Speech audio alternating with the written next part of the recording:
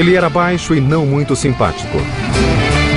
Magro e batalhador, não teve formação escolar completa e se recusava a fazer o que não queria. Sua voz era apenas razoável. A música que ele cantava desafiava a disciplina, mas com essa música ele agitou o mundo.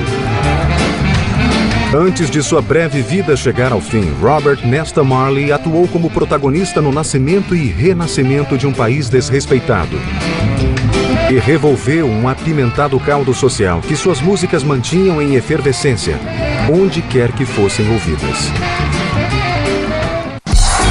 Nunca existira algo com um nome tão impróprio como o Festival Sorria Jamaica, realizado em Kingston, Jamaica, em julho de 1976. O astro principal, o músico, cantor e compositor reverenciado internacionalmente Bob Marley, apresentou-se sentindo dores excruciantes. Ele havia levado tiros no peito e no braço apenas alguns dias antes de homens que tentaram matar a ele e a sua família. Mas Bob compareceu porque o partido político que governava o país havia implorado para que ele viesse. Sua missão era refrescar uma Jamaica em chamas para o primeiro-ministro Michael Manley. A ilha vivia um período anárquico, enquanto os partidos rivais e as eleições vindouras contrastavam com armas, tumultos e saques. Os arruaceiros que dias antes tentaram matar Marley e sua família eram chantagistas que se alimentavam do caos. Enquanto 80 mil pessoas lotavam o National Hero Circle em Kingston, um valente Marley realizava sua heróica apresentação de 90 minutos que encantou a cidade. O resultado foi um pequeno milagre. Em menos de 2 horas, Bob Marley transformara uma multidão explosiva em um público alegre, com boas energias fluindo por todos os lados, até mesmo entre os políticos. Que tipo de vida havia formado o primeiro herói mundial jamaicano e a fantástica música que ele criava? There was a new view of Jamaica. And that was the genius of Bob Marley during this period, something that had to do with just general interpretations of justice, general interpretations of the respect for human rights and the dignity of peoples. And that was, I think, one of just the signal aspects of Bob's magic and his incredible ability to really reach out and to personify what society was really thinking about, wrestling with. In India, some people I'm sure don't know Elvis Presley, they don't know the Beatles, but Bob Marley's played in Africa, Bob Marley's played in Cambodia, he's played everywhere. And so people look to Jamaica. Entender a Jamaica, onde ele nasceu em 6 de fevereiro de 1945, é entender Bob Marley. A bela ilha caribenha não oferecia nada aos descendentes dos escravos que haviam sido trazidos para trabalhar nas plantações de cana-de-açúcar. A escravidão terminara, mas os colonizadores britânicos permaneciam apoiados em uma ampla classe baixa. Ter pais de raças diferentes como Bob tinha não era raro, mas a mistura de classes entre eles, sim. Sua mãe, Cedília, pobre e negra, teve Bob com Norval Marley, um administrador britânico branco muito mais velho do que ela. Norval se casou com Cedília para legitimar o filho antes de ir embora. O jovem Bob comprovou ser muito inteligente enquanto frequentou escolas públicas, mas era quieto e normalmente mal-humorado. E tinha razões para tanto. In Kingston, in the ghetto, you were separated from everybody. The government didn't want to know you, the middle classes didn't want to know you, nobody wanted to know you, you were a complete outsider. And Jamaica has the legend, out of many one, and unfortunately that was completely opposite to the truth, because out of many were many. And the darker skinned you were, the lower down in the social pecking order you're going to be. Mas o que Bob sempre teve enquanto vivia em Kingston foi a música. Ela estava em todas as partes e invariavelmente em estado de transformação por conta do alegre embalo rítmico da Jamaica. There was an indigenous form of music called mento, which is similar to calypso. Calypso was also popular from Trinidad. There was a merengue from Haiti, which was also popular and played in the early sound systems, which was grown in the 50s. So there's huge varieties of music. A atividade chamada de Sound System era o coração da indústria musical jamaicana. Em um país de poucas rádios e ainda menos estações de retransmissão, disc jockeys e empreendedores montavam alto-falantes improvisados sobre caminhões e passeavam pela ilha retransmitindo produções musicais por uma taxa de admissão. Para jovens esperançosos como Marley, era a única forma de mostrar sua música. Clement Seymour Dodd, chamado de Sir Coxsone Downbeat, comandava o negócio.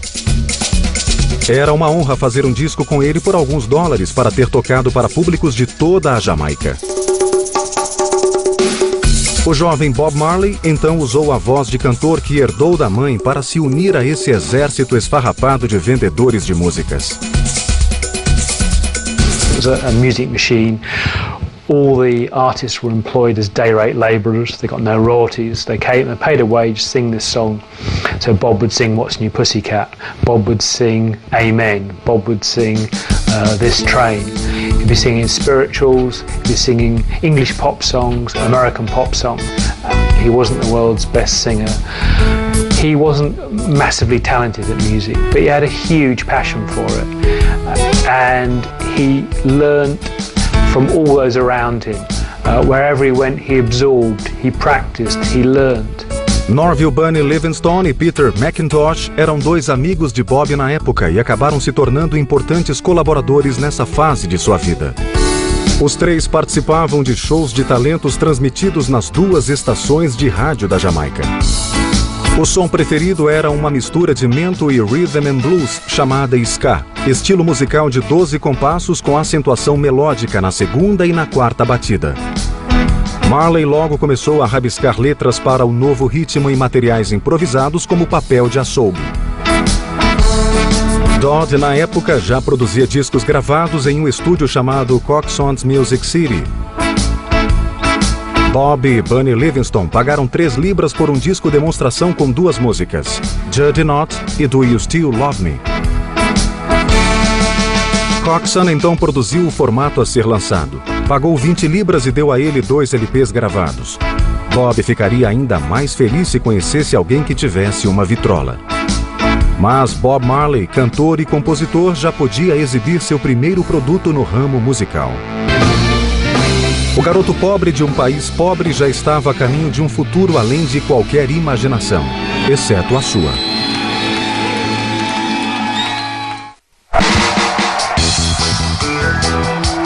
Para os fãs que o idolatravam nos anos 70, o fenômeno Bob Marley pareceu ter chegado ao superestrelato vindo do nada.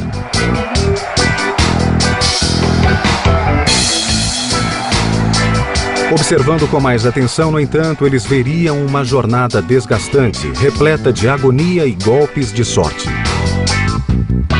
Um desses golpes de sorte se chamava Joe Higgs. Ele conheceu Bob no início dos anos 60. Higgs era um talentoso cantor e compositor na favela de Kingston, conhecida como Trench Town. Ele criou uma clínica de música gratuita frequentada por Marley, Bunny Livingstone e Peter McIntosh, já conhecido como Tosh. Joe insistia para que eles escrevessem sua própria música e fizessem apresentações de qualidade.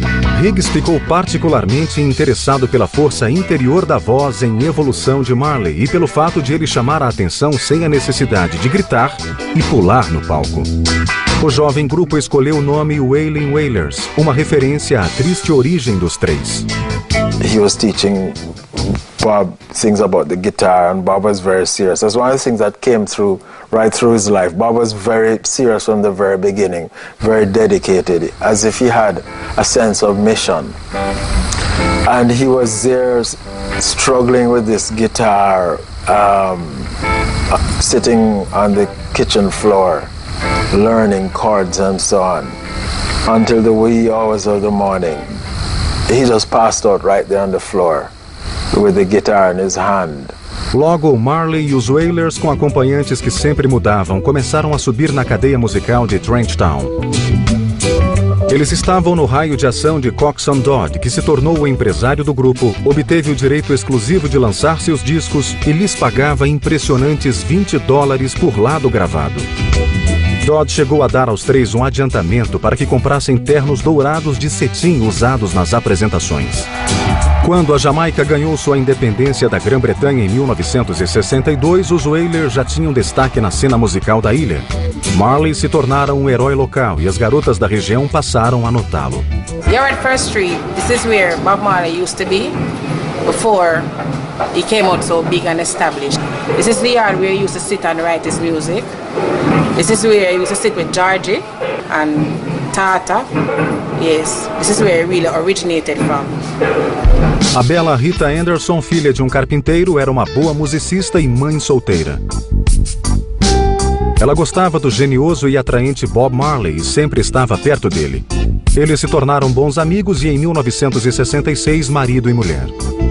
A impressionante série de filhos de Bob, cerca de 22, dentro e fora do casamento, caracterizaria o que seria uma longa e incrivelmente tolerante união. Logo, Marley começou a notar mudanças sinistras na Jamaica, tanto na atitude do povo quanto na música. As letras e a energia das canções de mais sucesso já não eram tão leves e doces, soando como hinos sombrios da classe baixa de Kingston. Havia uma repressão oficial a essa música, batizada de Rude Boy. Mas ela vendia muito e Bob se sentia cada vez mais atraído pelo estilo. Os Wailers pegariam essa onda. Boa parte da atitude Rude Boy derivava da crescente ligação dos jamaicanos com o movimento Rasta, uma religião peculiar da ilha. Os Rastafaris reverenciavam o imperador Haile Selassie da Etiópia, também chamado de Rastafari, como um deus vivo que levaria os negros oprimidos de volta à sua terra na África. Marley se aproximou da religião lentamente, mas não a deixou mais. It was a very powerful religion in that way because it spoke of black people, because in Ethiopian Coptic art, all the stories from the Bible feature black people. Bob acabou se unindo aos irmãos Rastafaris, considerando a maconha a erva da sabedoria que crescia no túmulo de Salomão e citando passagens bíblicas que estimulavam barbas e cabelos não aparados. Os homens Rastafaris usavam barbas irregulares e tranças chamadas de dreadlocks. Marley adotou o visual, a erva, o movimento e todos os seus poderosos dogmas, especialmente sua música característica chamada reggae, um estilo que Bob iria transformar. Reggae music is a music created by Rasta people, and it carry earth force. The reggae that was influenced by the Rastafarian movement actually had political and cultural components that were teaching us something, that were giving us a sense of identity and history and connectedness and saying something positive about our experience. It was defining us. Tratava-se basicamente de um padrão incansável, de 2 acordes com a pulsação do baixo e a incisiva bateria. Tudo acontecia sem pressa e a música enviava a mensagem de que Bob Marley estava pronto para enfrentar uma longa jornada em busca de seus sonhos. Em 1967, ele tentou ganhar mais espaço assinando com a GAD Records, uma empresa formada pelo popular cantor americano Johnny Nash e pelo empresário Danny Sims. Nash fez Bob acelerar o ritmo de suas músicas. As obras perderam a ginástica de agudos e se tornaram mais impulsivas e críticas. Os Wailers trabalhavam com frequência e Bob ganhou bastante para comprar um novo carro e decidir tentar a sorte na Europa com a GAD.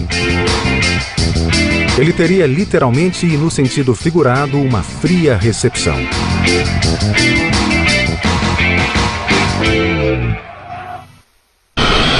Bob Marley aterrissou na Europa em 1971 e descobriu que o velho mundo seria um lugar difícil para ele e os Wailers.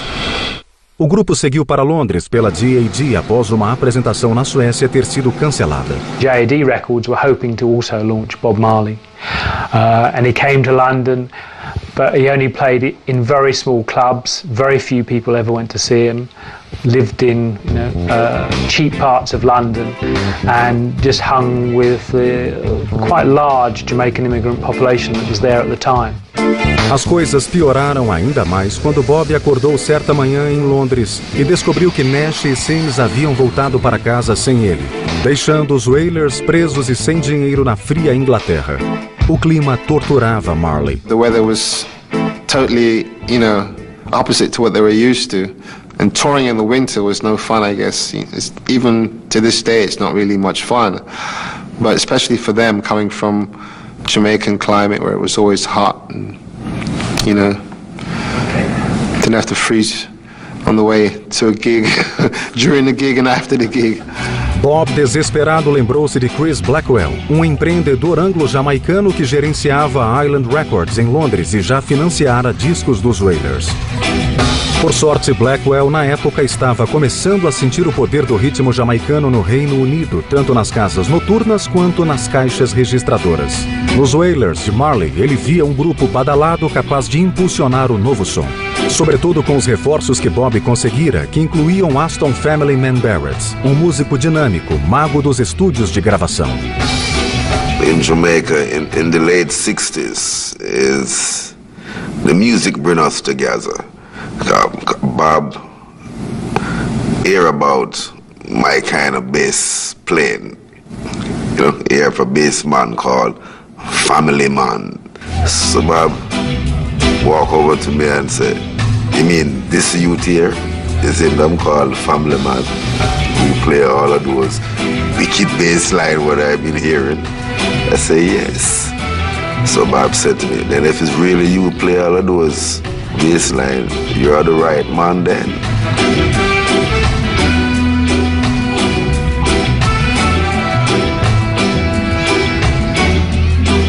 So I am teaching Bob to play the guitar more, teaching him more chords.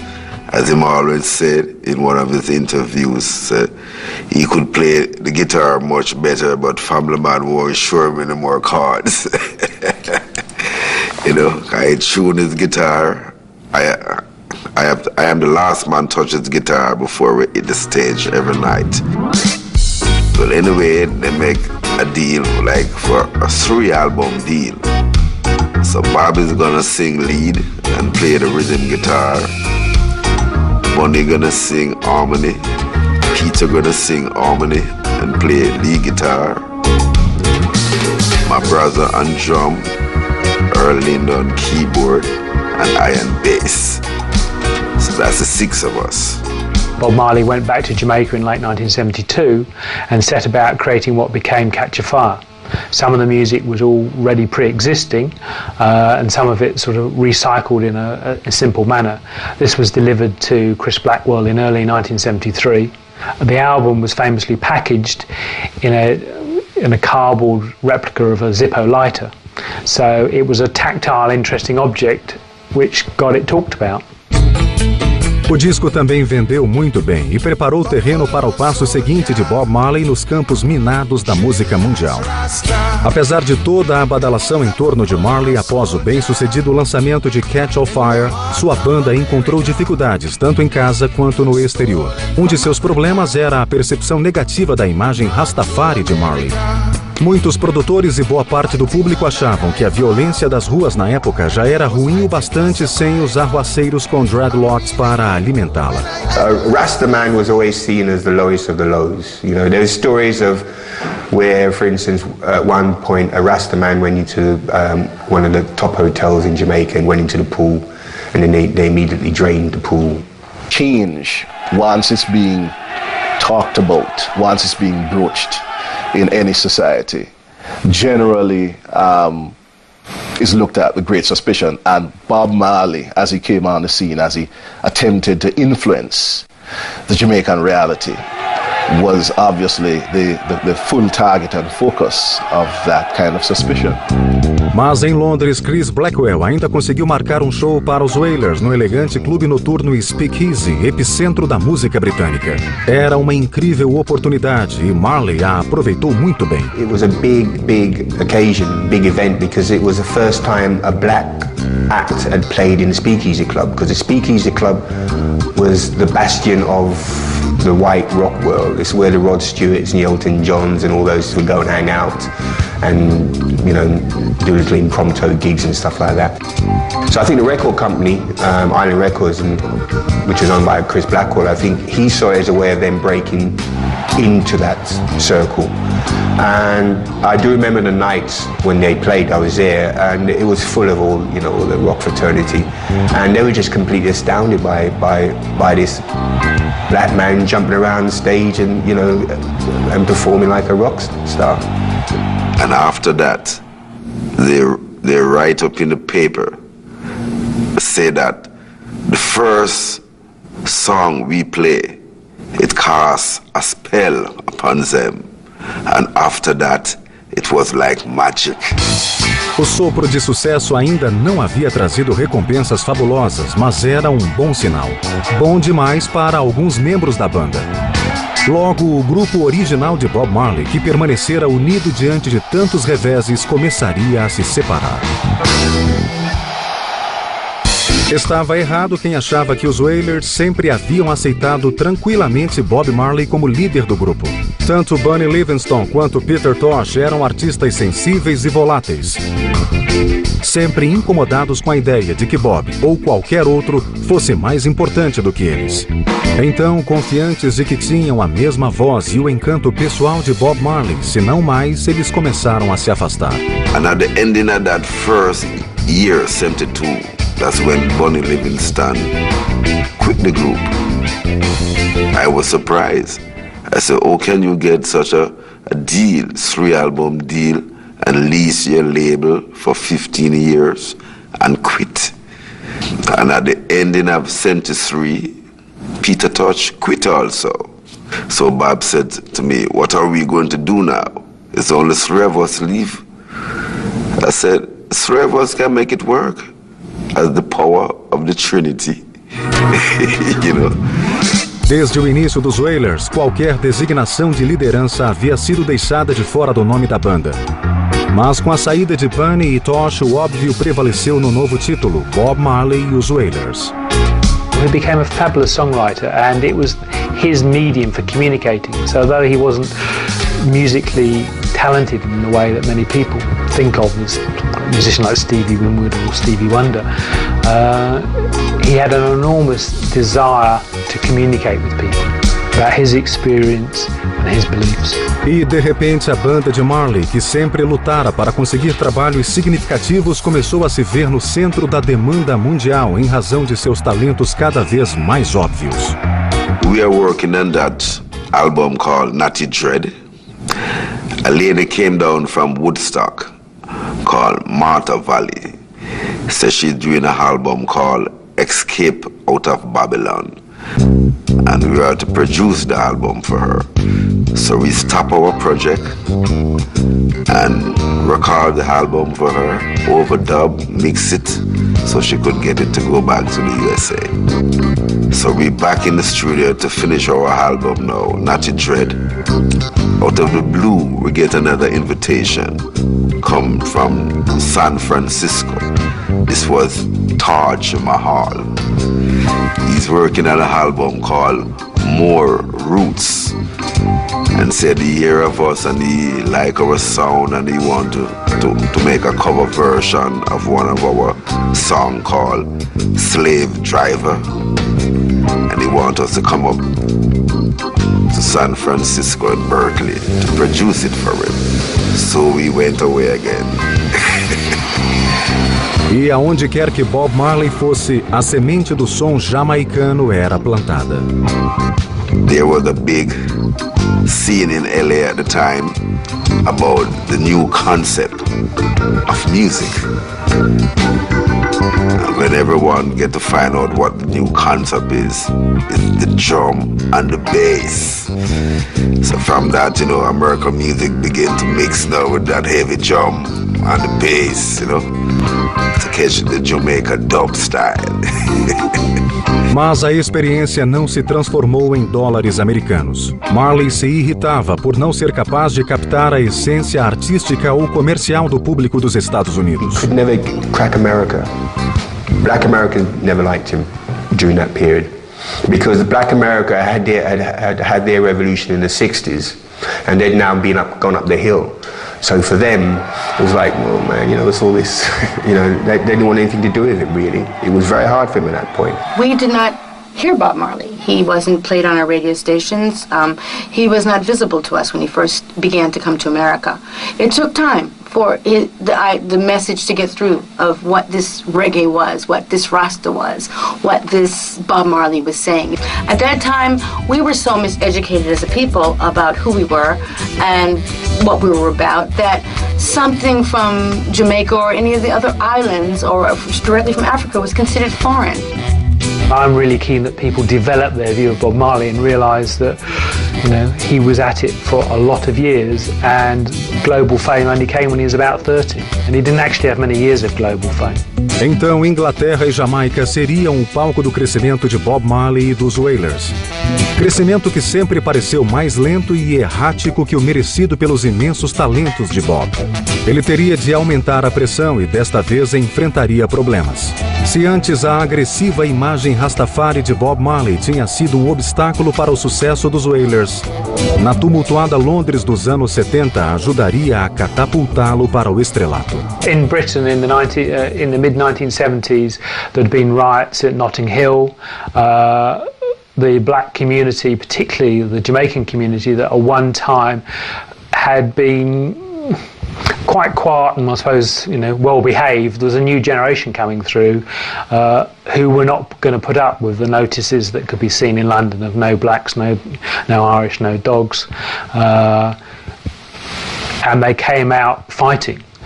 A lot of British wealth was off the back of slavery, so there was big movements happening in British society as well, which is undoubtedly something that helped Bob's popularity. But there was a radical view of change, and that change needed to happen on a global scale. Nessa atmosfera altamente inflamável, Marley foi contratado pelo Teatro Lyceum para um show em que libertaria todos os demônios de suas músicas e letras Rastafari sem se preocupar em ser simpático.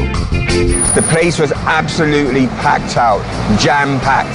And I'll tell you, it was so packed, it was actually raining inside. The steam, the heat from the people rose up to the ceiling of the building and then came down as droplets of rain. It was an incredible sight. There was even people climbing somehow on top of the roof, trying to get in, because everybody wanted to see the mighty, the one and only, the great Bob Marley. When they came out, they knew they had seen and heard the beginning of the new order.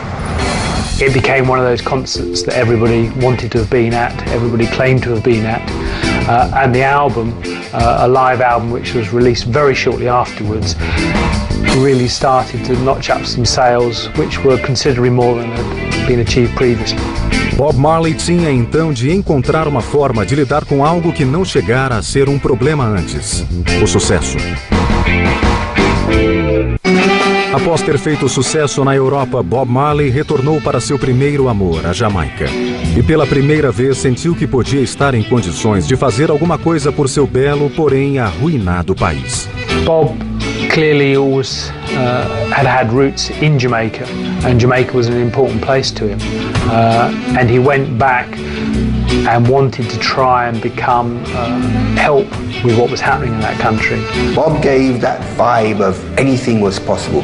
And suddenly in Jamaica, you had all these kids from uptown, as they call it, you know, starting growing locks. You see, before Bob Marley came along, it was the most taboo things you could do. But suddenly you see Bob Marley had a house next door to the Prime Minister. So it's okay, yeah, you know, go grow your locks, you know what I'm saying? He had a BMW. You know, one of the first men to have a BMW in Jamaica. You know, it's like, so everybody wanted to have a BMW. But apparently BMW hated it, the fact that, because they said it cheapened their cars. Bob Marley começou a ter dinheiro de verdade pela primeira vez na vida e não sabia exatamente o que fazer com ele. He had bought Chris Blackwell's old house at Hope Road, which was a colonial, you know, the uptown colonial part. So here was a Rasta man now living in the uptown part of Kingston, and it was the centre for a lot of Rastas, and you know, a vibe was happening around there. Bob Marley não tinha interesse em transformar sua nova casa na fortaleza de um milionário. Ela deveria representar aquilo que ele nunca tivera. Receberia não apenas sua família, mas pessoas de um círculo crescente, sócios de negócios, belas modelos, celebridades, qualquer irmão Rastafari que encontrasse um canto onde ficar. Mas Bob nunca negligenciou seu trabalho ou deixou de respeitar seus colegas mais próximos. Between us, it was just the Wailers, you know. It was a team effort. It was like a real band, you know. Everybody did what everybody else did. We all played soccer, we all ate together, we traveled together. to the press and maybe the promotion people, it was Bob and the Wailers. As far as he was concerned, he was just a Wailer, another, part of the chemistry. And I think everyone was equally important in making that, combination of lyrics and music that had that deep foundation and could, be rewarding to so many people.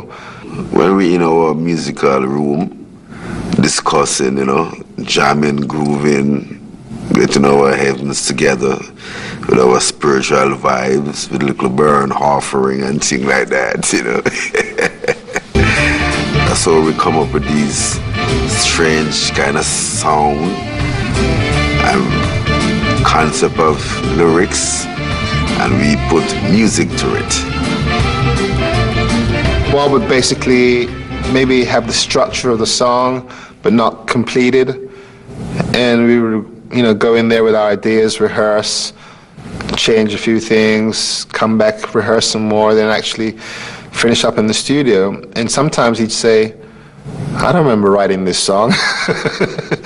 That's not how it started out, but I like it. Our plan was to turn Tuff Gong into a little Motown. Was to take up all of these other artists off the street who've been mistreated over the years and bring them into Tuff Gong and get other bands too and other hacks. It is said that half of Jamaica was existing off of his generosity. Half of Jamaica. And that half of Jamaica, we're talking about the ghetto half of Jamaica. Bob wasn't the kind of person who sat down and wrote a contract, and he was more into the brotherly love. We're brethren, we stick together, we trust each other. And that was more that type of philosophy, with Rastafarism and godliness and things that he tried to believe in. He tried to practice also. Money meant absolutely zero to him. What he did do with the money, which I knew from one of the first times I worked with him on the first tour, he would always, on day offs, he'd always go to sports shops and he would buy like 24 pairs of football boots, 24 footballs, 24 strips, tons of stuff. And he'd be going back to Jamaica, to Trenchtown for the kids. That's what the wealth meant for him. Mas se Bob vivia com ternura, não compunha animado pelo mesmo espírito. Seu disco Burning, de 74, estava repleto de canções celebrando o Black Power, como I Shot the Sheriff, Burning and Looting e a efervescente Get Up, Stand Up. Se a polícia via um culto perigoso se formando e estava sempre disposta a tratar um Rastafari com violência, o resto do mundo prestava atenção, até os Estados Unidos. Um agressivo Rastafari estava se tornando a figura mais conhecida do terceiro mundo e os líderes da Jamaica não estavam nada felizes. Cada vez mais os Rastafaris começaram a entrar na política e não eram muito de conversa quando existia um punho cerrado ou uma arma à disposição. Os partidos políticos combatiam a oposição, o ar de tensão passou a dominar o ambiente e Marley tentou ficar de fora de tudo isso. I think he realized quite early on that the best thing was to stay away from politics. Politics in Jamaica was and still is a violent and very dangerous business. Mas a capa de seu novo disco, Uprising, mostrava um homem Rastafari com punhos cerrados e erguidos, dreadlocks cobrindo seus ombros como um revolucionário urbano. Se isso não era uma declaração política, o que seria? A casa da Rua Hope já abrigava um público mais arisco e violento. Bob não sabia como controlar essas pessoas. Seus velhos amigos sentiam que ele os deixava de lado. E Bob passou a se envolver com as mais belas mulheres que lá apareciam. O silêncio de Rita quanto às escapadas de Marley era simplesmente esperado. A ascendência de Bob se confirmou de uma vez quando o idolatrado Stevie Wonder concordou em vir à Jamaica para participar de um show com o astro Rastafari. E quando o disco de sucesso dos Wailers, Rastman Vibration, foi lançado meses depois, Marley já superara o Wonder como o principal superastro musical no terceiro mundo. Nesse momento, enquanto o mundo inteiro se abria para ele, Bob cortou o dedo que tinha uma unha encravada em um jogo de futebol entre amigos. O machucado não cicatrizava, mas Marley preferiu não ir ao médico. Acabaria sendo um erro fatal. O que devia ser uma campanha eleitoral na Jamaica de Bob Marley em 1976 acabou sendo pouco mais que um terrível confronto entre bandidos que exigiam fidelidade, poder e dinheiro. Bob Marley não foi poupado. Homens ligados a um dos partidos políticos invadiram sua casa. Chamaram-no de capitalista e o pressionaram a participar de um evento batizado Sorria Jamaica, planejado para distrair o povo indignado do que estava acontecendo com o governo. Mas Bob ainda tinha outros problemas. Ele vinha seguidamente pagando $2.000 a perigosos chantagistas para acertar uma dívida e eles ficaram furiosos pelo fato de seus shows terem interferido nos pagamentos. Dias depois, homens armados invadiram a casa de Marley a fim de matar todos que estivessem lá dentro. Bob foi atingido no peito e no braço, Rita na cabeça. O assistente Don Taylor foi ferido gravemente por 5 balas. As crianças e os outros escaparam da saraivada de disparos. Em razão da pressão externa ou por uma corajosa indignação, o fato é que Bob Marley, com bandagens e sentindo muitas dores, apareceu no festival Sorria Jamaica sem deixar que seu tormento fosse notado. Por dentro, ele não fazia aquilo pelos políticos, mas por seu país. Logo em seguida, Marley deixou o perigo da Jamaica para dar início à breve fase que consolidaria seu legado internacional e ajudaria a dar a seu amado país e à sua música especial o respeito do restante do mundo. He was looking for guitars because when they had the shooting in Jamaica at the end of '76, he had a guitar player, I think, an American by the name of Donald Kingsley. And after the shooting, he must have got totally freaked out and left the band. And they had another guitar player, Al Anderson, before him, who I believe was working with Peter Tosh. So Bob was looking for a guitar player who could play as well as Clapton or anybody else like that, you know. And he was quite happy when he discovered that I could play different styles, ranging from Hendrix to George Benson, you know, to T-Bone Walker.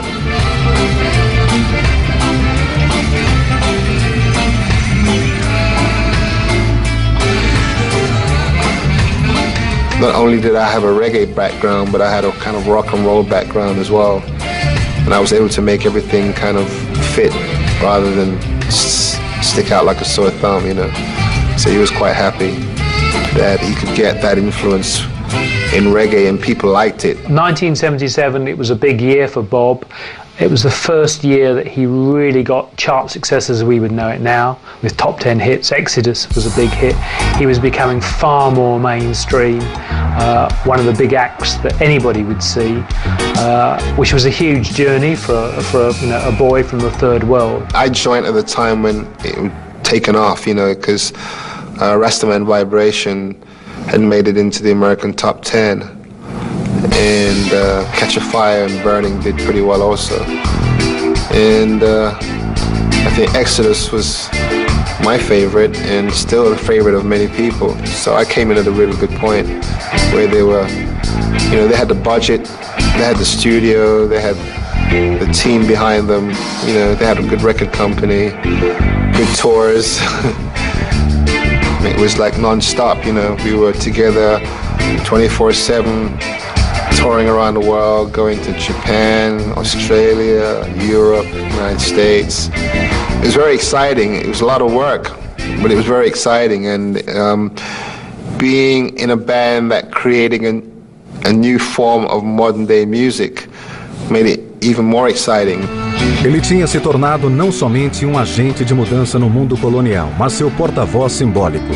Onde houvesse crises ou problemas típicos do terceiro mundo, Bob Marley aparecia e se oferecia para melhorar as coisas. Ele foi ao Zimbábue, a cerimônia que devolveu o país a seu povo depois de anos de submissão colonial. The ruler of Zimbabwe, the white ruler, had said that never in 1,000 years would things ever change in Zimbabwe, and almost in 1,000 days it did. Swear that I will be faithful and bear true allegiance to Zimbabwe and observe the laws of Zimbabwe. So help me God. This was perhaps the crowning moment of his life. To be invited to Africa, the only performer from outside of Zimbabwe to come and to perform and to be the feature performer. This is what his songs were all about. He saw himself as a freedom fighter, and, you know, in my opinion, Bob was a freedom fighter. O que tornou essas últimas apresentações ainda mais impressionantes foi o fato de Bob Marley saber que estava morrendo. O inofensivo machucado no dedo do pé, que não foi bem tratado, se transformara em um câncer que se espalhou por seu corpo. It was very sad for us because we were just, you know, kind of like taking off, and everyone was very into what we were doing. Everyone was very excited. Everyone was very focused, and Bob was creating a lot of really good material with the help of the band, and everything was just going for us. You couldn't foresee that happening, and nobody dreamed that it would happen that way, you know, so it was like a shock treatment when we found out that he had like a tumor in his brain and we wouldn't be touring much longer, and, you know, what might be called the end. He was basically on his way to Switzerland for the treatment. And what I remember was really sad was we both sat down together in the apartment and we spoke. But he never spoke in the same positive way that we normally spoke when we spoke to each other. And then eventually he got up and went to a room and came back with all these gold disc and platinum discs and was showing it to me. And I kind of felt somewhere along the line he was kind of saying to me, do you think it was really worth it, Dennis?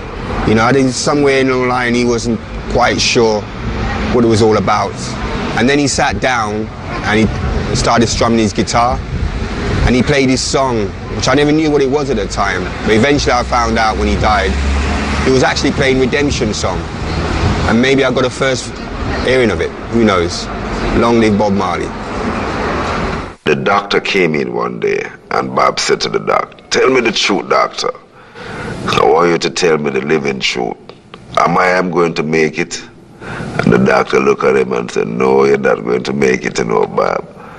And him said, Bob even asked him and said, how many more days I have to live? And the doctor must have told him like 3 or 4 days. And him said, Bob just started to tell everybody to pack up everything. I'm going back to Jamaica. Ele lutou teimosamente contra a doença por meses a mais do que se acreditava possível.